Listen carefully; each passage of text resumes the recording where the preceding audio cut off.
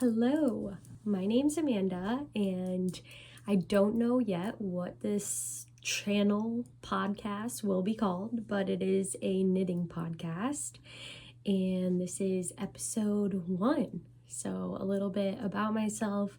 I live in northern Lower Michigan with my husband, my almost 2-year-old, and our little dog, really medium-sized dog, Betsy. So in this episode, since it's my first episode, I just wanted to share what I've knit thus far, and it's been about 1.5 years since I've regularly knitted.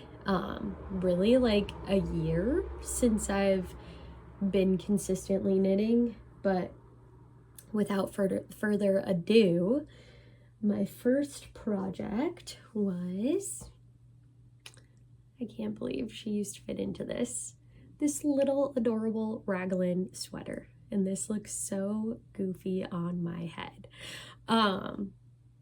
This is knitted with Malabrigo Rios, and I'm not going to give the details of everything I've knitted because I don't remember the details. I didn't keep the yarn tags, the sleeves, whatever you want to call them.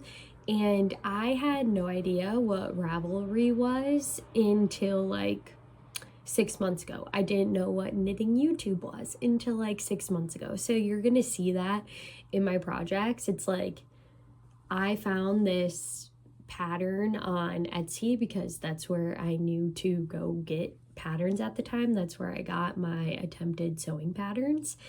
And so I found this pattern on Etsy, and if I can find it, I will link it. Very first garment I ever knitted.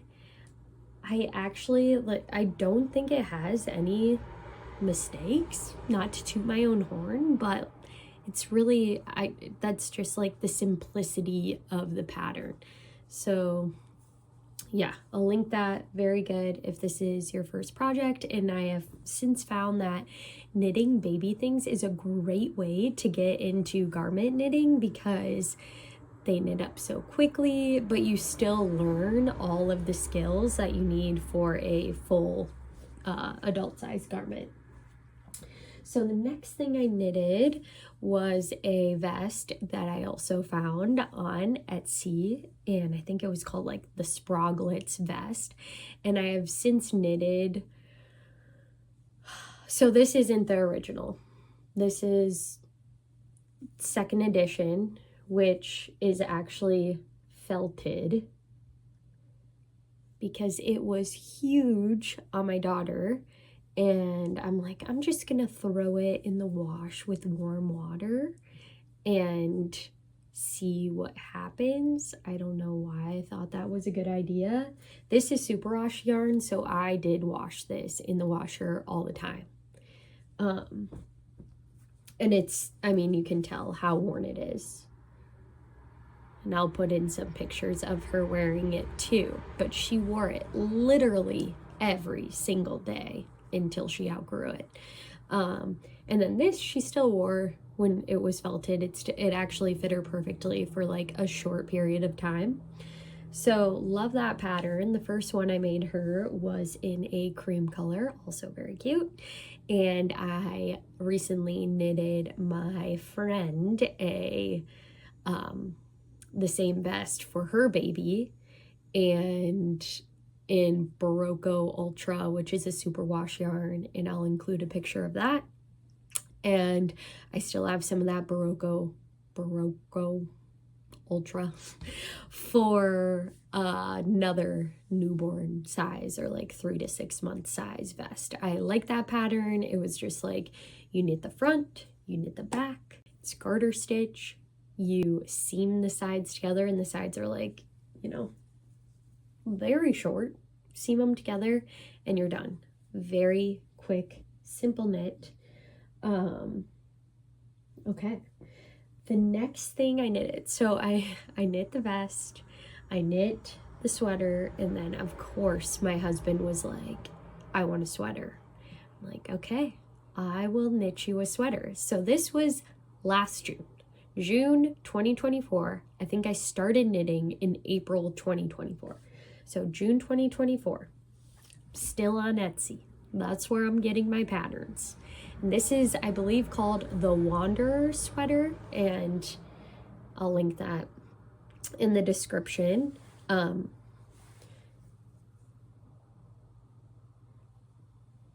Yeah, so this almost took me out of the knitting game, let me tell you.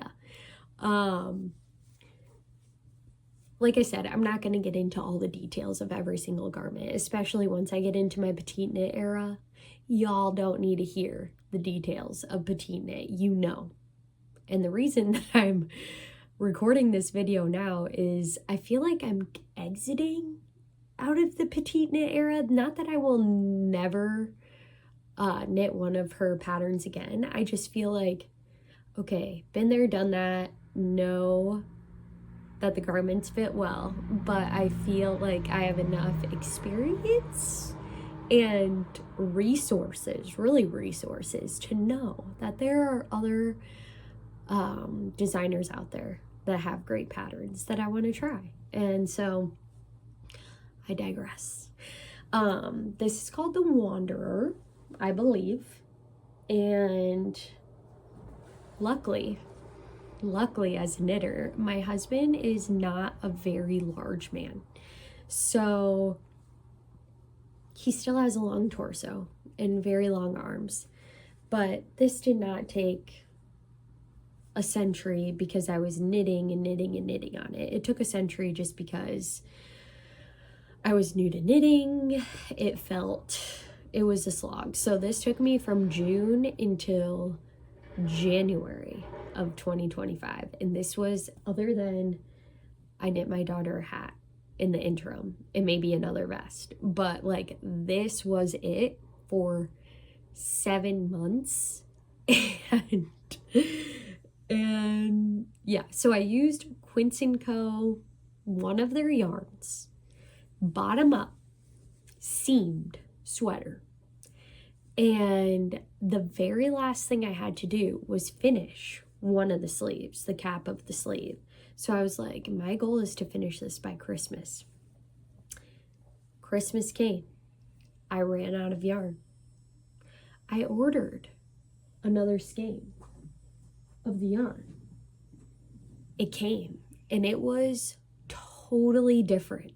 It was the same color, same yarn, but the composition, like how they made, like the composition said it was the same, but it wasn't actually the same. And I had no idea what dye lots meant. Like, I didn't know any of this. I didn't know that if you ran out of yarn, you might be screwed. And I was almost very screwed. Again, I knit all of this.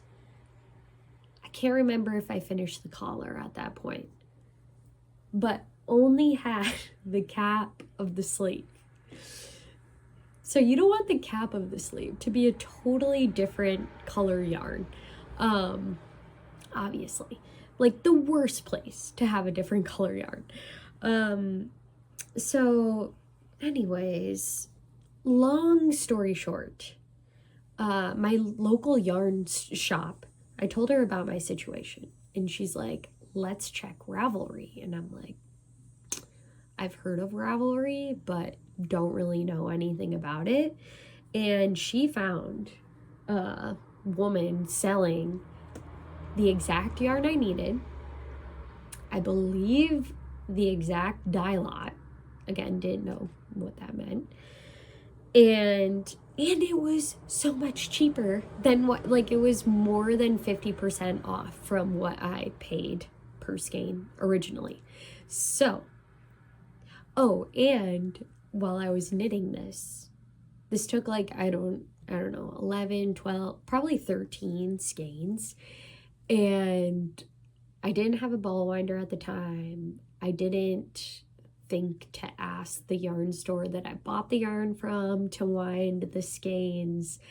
And so just winding one skein I mean, the first skein got so freaking tangled. So that like took me literally 4 hours to untangle.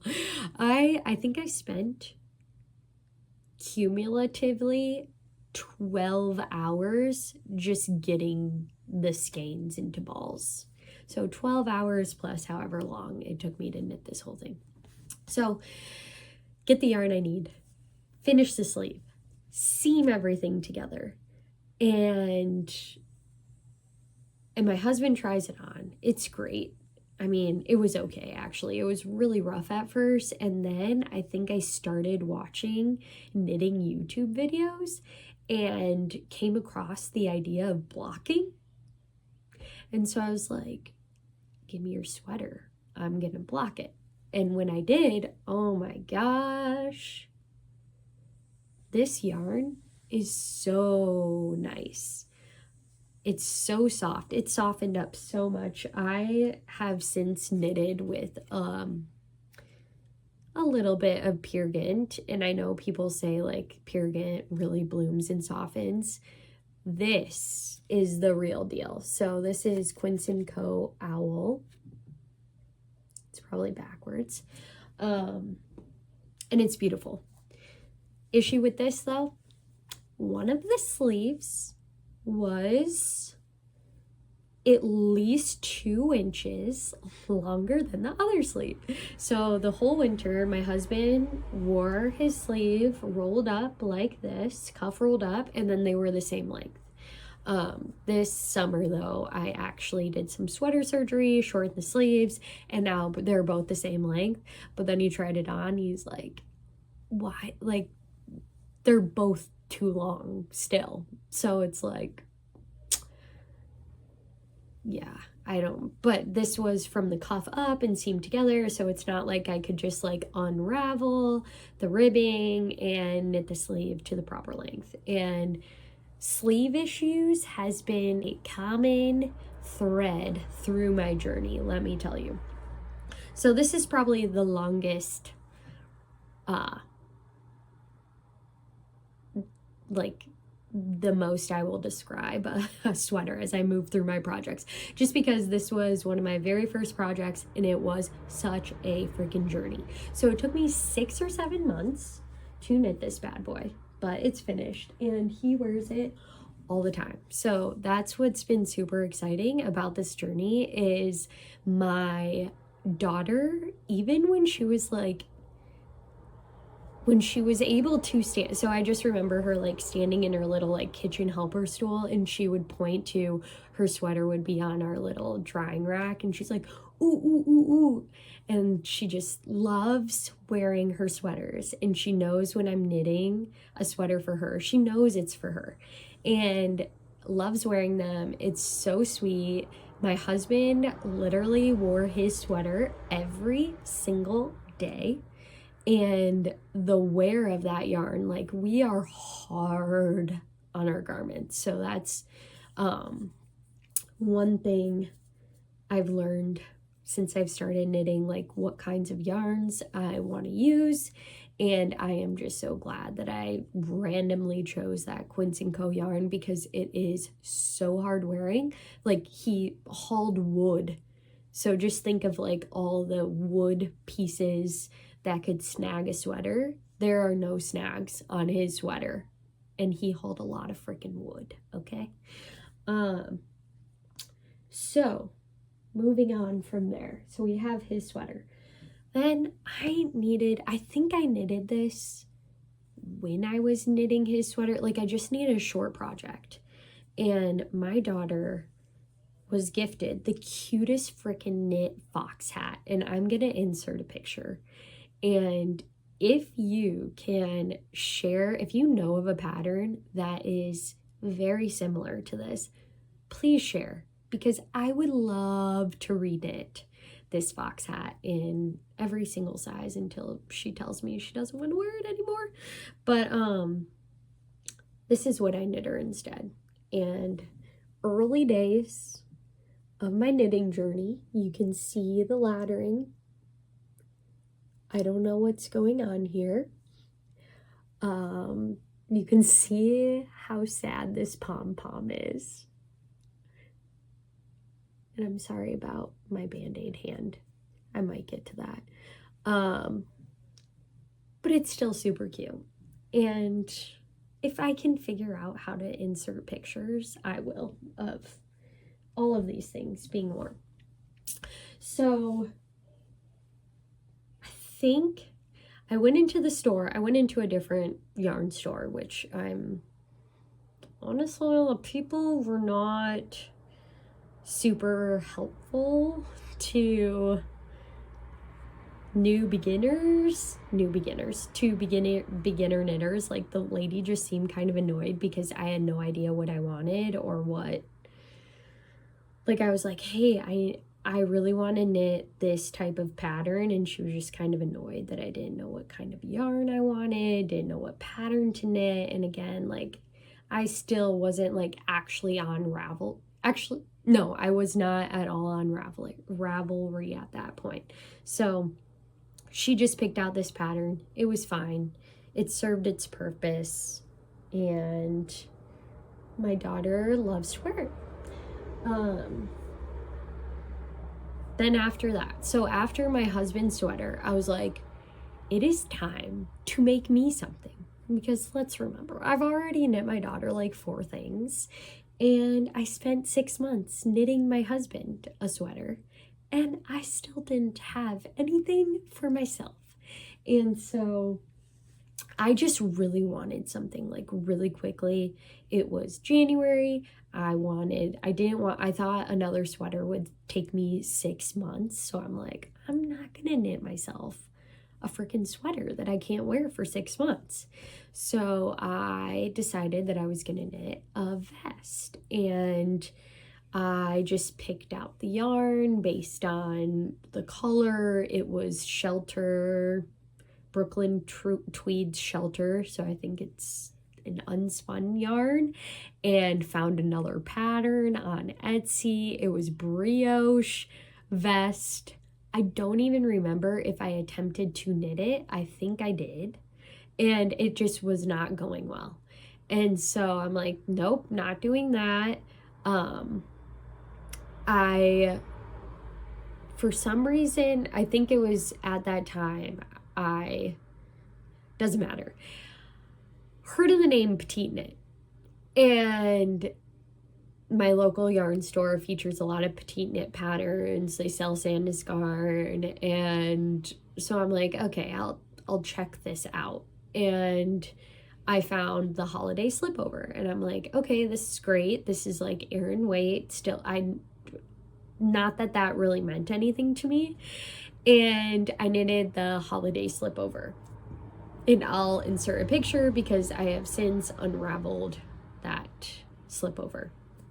But it was fine. I learned a lot. I learned the Italian tubular bind off, which is my MO is learn everything the really freaking hard way. So learn how to knit an adult sweater by knitting a bottom up seamed sweater for a man.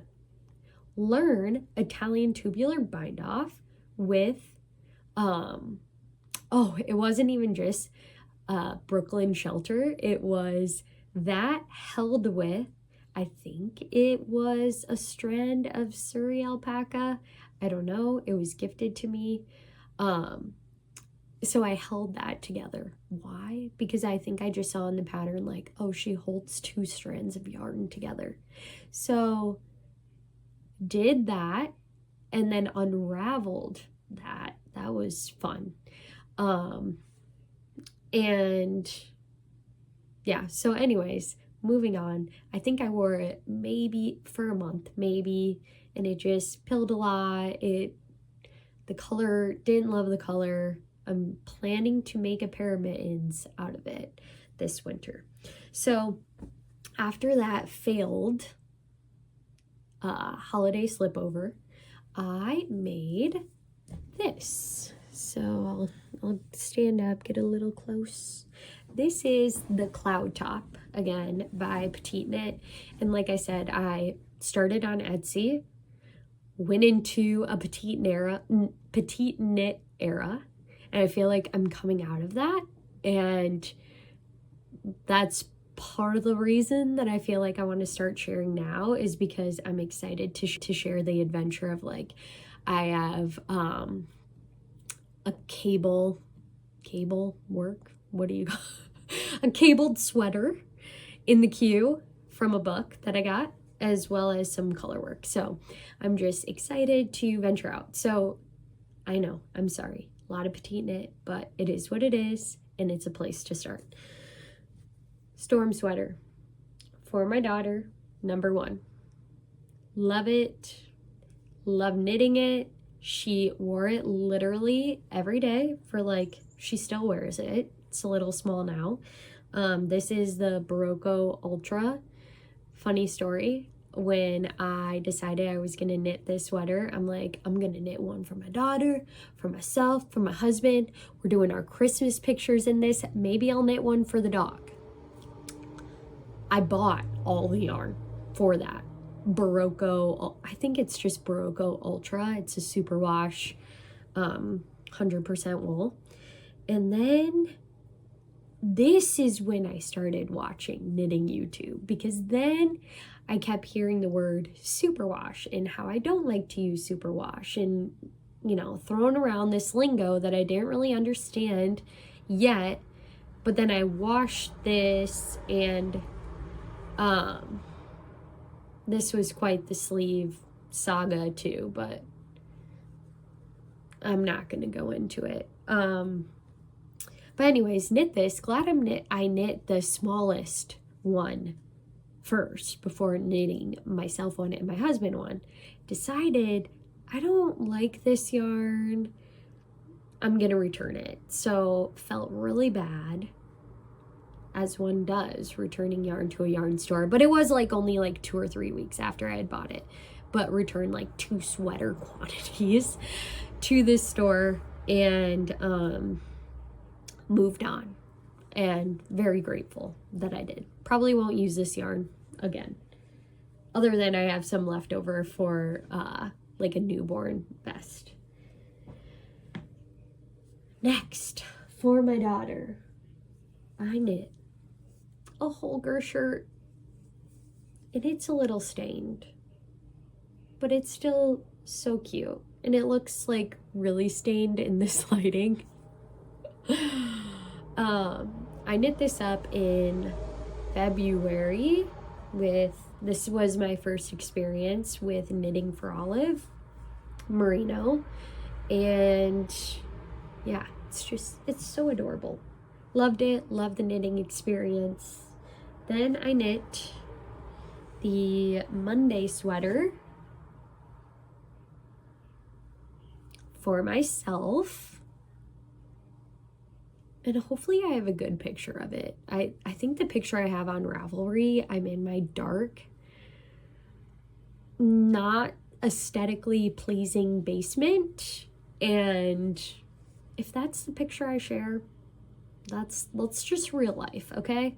But I freaking love this sweater so much. I knit it in Kelborn Woolen Scout. I don't remember the colorway. And I love the softness of the yarn so much. I held it single, and the only issue is it pills so much.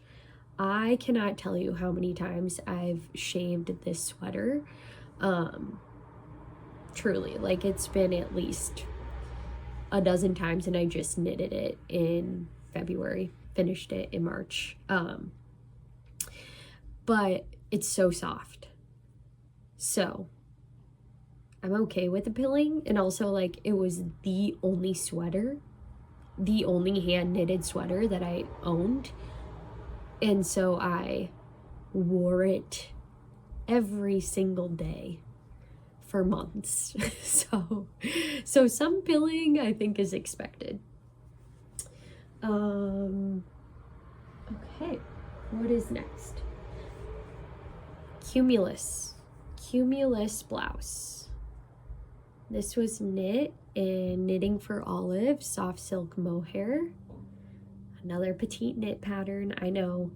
And honestly, I wasn't like, I really want to knit a cumulus blouse. No, that's not what happened. My mom, so I got into knitting. My family started to see what I was making, and they were like, I would love if you made me something. And of course I will. I have a brother and a sister, and then my parents. And so I was like, send me, like, let me know what you want. And so my mom said she wanted a cumulus blouse. And so I'm like, well, if I'm gonna knit you a cumulus blouse, I need to knit me one as well. And I should knit mine first so I can make the mistakes on mine. And yeah, so knit myself a cumulus blouse. And it's lovely, but this is just, it doesn't really fit into my lifestyle. Like I said, we're really hard on what we wear. We're outside all the time, like doing things, and not just like playing tennis and then throwing this beautiful, soft, silky thing over after. I don't know why I said tennis, but what we're doing is hiking up hills through brambles with 5-gallon buckets of sap in the middle of winter, really like the middle of late winter, early spring. So it's like muddy, icy, some snow. Yeah, collecting sap in our gear. So that's, our clothes have to stand up to that. And obviously we're not doing that year round, and maybe this does have a time and place. In spring, like I'm like, this might just be like my Mother's Day shirt. But even that, it's not, we're not people who just like go out to brunch. We live in a rural area where brunch is not really a thing. But I grew up in Scottsdale, Arizona, so if you know, you know. And it's kind of wild that I live in Amish country now, but when I do still go to Scottsdale, I guess I can bring this more, I don't know if I would call it high fashion, but just, yeah, not a hardy wear. Still beautiful, still super soft, still was a good experience. It was my first time doing an I-cord edge, I-cord bind off. I knit my mom one as well, and she wore mine for like a weekend, and she's like, I love all the dimensions, knit my sleeves the same, knit like the body the same length, which I'm a short person, as is she. And so my bodies on sweaters are always a little bit cropped. And so I did knit it the same. And then she's like, I don't know, it's kind of short. And I'm like, you need to buy high-rise jeans. Like, you need to buy high-rise jeans before I undo this mohair I-cord bind off. What do I have next? So I'll wrap up the petite knit situation. So next I have the Olga jacket. This was my first cardigan, and I will say that one thing about knitting YouTube is you'll hear some of the same things over and over, like how much a pain Italian tubular bind off is, or like undoing a bind off, or purling. Like, why? I don't know why people are against purling. And so I was like, I don't want to do a cardigan. It's so much purling. And yes, purling, I'm not a fast purler. So back to this for a minute. I started English style knitting, and then I was like, I want to learn how to continental knit. And so I chose this top out of all things.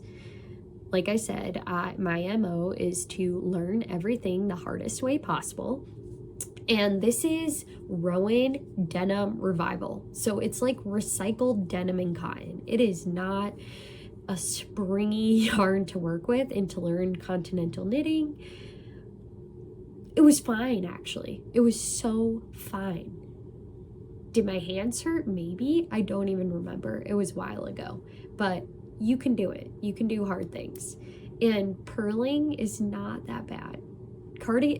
If purling rows is holding you back from making a cardigan, don't let it hold you back. Do it. Make the cardigan. But yeah, this color, I'm actually like a very like gray, a lot of grays.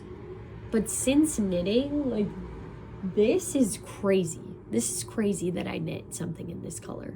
This is not my wardrobe. Like I said, I'm a very like practical, hardy wearing person. That didn't really make sense. But so this pink is like,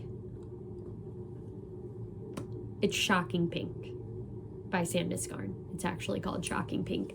But I was knit-fluenced. I was knit-fluenced by Paige of Two Pearls in a Pod. She knit a beautiful cabled cardigan in the Shocking Pink color, and I was like, I need a pink cardigan. So I freaking love it. I wear it as a, just like on its own as a top. This yarn does not bother me next to skin, although it actually like, it really bothers my hands when I'm knitting. Let me know in the comments if you experience, I think it's called dermatitis from yarn. And I have sensitive skin. I don't want to be too personal, but I have sensitive skin, and I'm knitting my second or third thing in a row with using Peer Gynt, and my hands, I have to wear a fingerless glove to knit now. I don't want to like show you, I'll just do it real quick. Like my little daughter, she doesn't want to hold this hand, my knitting hand. She says it's dirty, or I have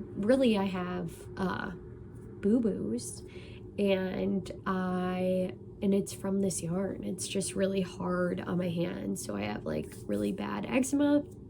But I just started wearing fingerless glove, and I think it's healing. I'm definitely gonna give myself a break from the Peer Gynt after the project I'm working on, which is another storm sweater for my daughter currently. But yeah, let me know if you have experienced skin sensitivity with certain yarns, and if so, what yarns did you experience it with? Another thing about this sweater, one more thing, I almost died. Not died, but had a serious knitting related injury / emergency surgery because of this sweater cardigan. So I was on the last sleeve, the second sleeve, and my daughter was napping. My husband and I were just hanging out, and I had one of those like plastic safety pin stitch markers in my mouth. Never do that. Never. It was open. My husband made me laugh. I sucked that thing to the back of my throat, and it was stuck there for like, I don't know, like so many images flashed through my mind. What was I most concerned about? I was most concerned about waking up my toddler from their nap and having to go to 40 minutes away to the nearest hospital to get emergency surgery to remove this freaking stitch marker out of my, I didn't know, like I couldn't, it was so far back. I didn't know if it was in my windpipe because it was open, so it wasn't like it was blocking my windpipe. I wasn't choking. Or if I swallowed it, like I didn't want it to pass through my intestines, open, pointy safety pin, plastic safety pin through my intestines. So I'm just like sitting there, like trying to finger it, fish it out. My husband is sitting there like, is she serious? Like, he didn't even know that I had something in my mouth. And it finally got to the point, like, he stood up and he's like, do I need to do the Heimlich? Like, no. And thank God, because I think I really would have just like, choked it back if he started doing the Heimlich on me. So I got it out. But yeah, this sweater almost cost me my deductible, which, you know, in the US, it's like $12,000. This would have been the most expensive sweater probably ever. But it wasn't. And I love it. Okay, moving on. Last petite knit thing. This is the latest garment I've knitted. The zipper sweater. We know her. We love her. Very professional looking. I'm pleased with the zipper situation. Did it take me a couple times to install it? Yes. But was it successful in the end? Also, yes. I just found kind of a long thread. So there's that. Okay. So I knitted the Hibernal Socks by Summer Lee. So cute. Little loose and floppy, still figuring out my sock recipe, but very happy with how those turned out. And I actually made a lot of progress on the first one in jury duty. I was not selected, but it was like a 4 or 5 hour process. And I can't tell you how many people commented on my knitting. And I think they were jealous that they didn't have something to knit on as well during that process.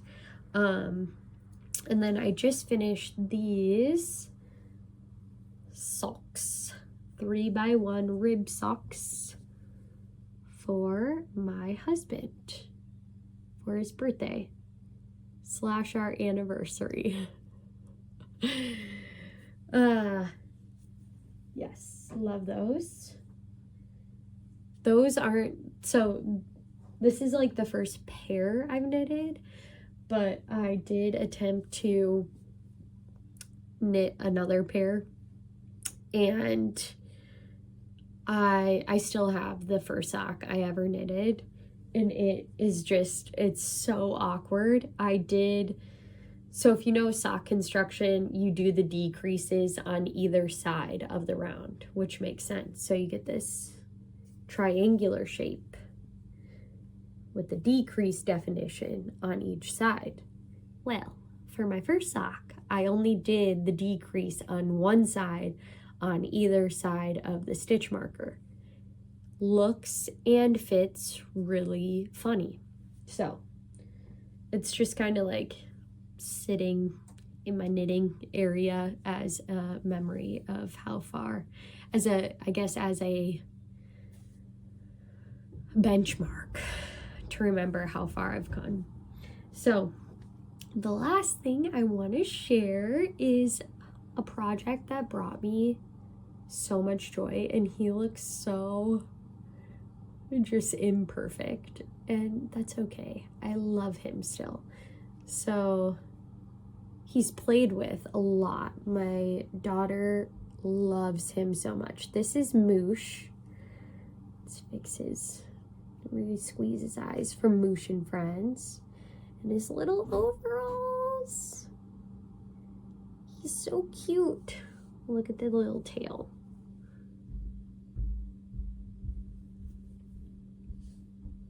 I'm gonna knit the pig next, Alphonse. And she calls him Moosh, which is his name in the book. And if you haven't seen or heard of the book, I'll link it in the description.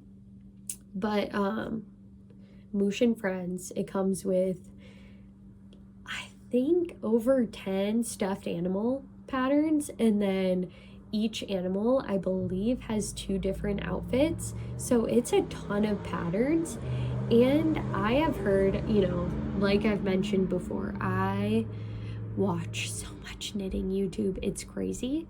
And one channel that I'm sure a lot of you are familiar with is NoMi Knits, aka NoMi Knits. And she, the last few months, has been talking about making the dachshund, the dog, and the shark. And honestly, hearing about her whole journey with making those stuffed animals, I'm like, Nora, have you heard of Moosh and Friends? Because it is such an enjoyable knitting experience. You're knitting from the top down. So you do literally 0 seaming of body parts together. Not even the ears are seamed on, which is amazing. And you knit the head first. You embroider the little face and add the eyes, and you can stuff the head. And then knit the rest of the body. So it comes to life right away. And I actually learned how to do magic loop knitting him. So previously I was using DPNs, and I tried to knit him with DPNs. It took me like, I don't know, 2 nights, several hours to just get the head started. It took a lot of grit, not gonna lie, because I had never done magic loop before. You start with 4 stitches of light fingering, and you're working in a circle. So if you've never used magic loop before, it's a little tricky. And I would recommend you don't start with DPNs. It was so incredibly fiddly. So love him. Going to make the pig, and I think that's all I have to share with you. I hope to insert, like, right here, everything I've knitted, a little list of what I've knitted since my knitting journey actually started. And I hope to see you all soon. Thank you for joining.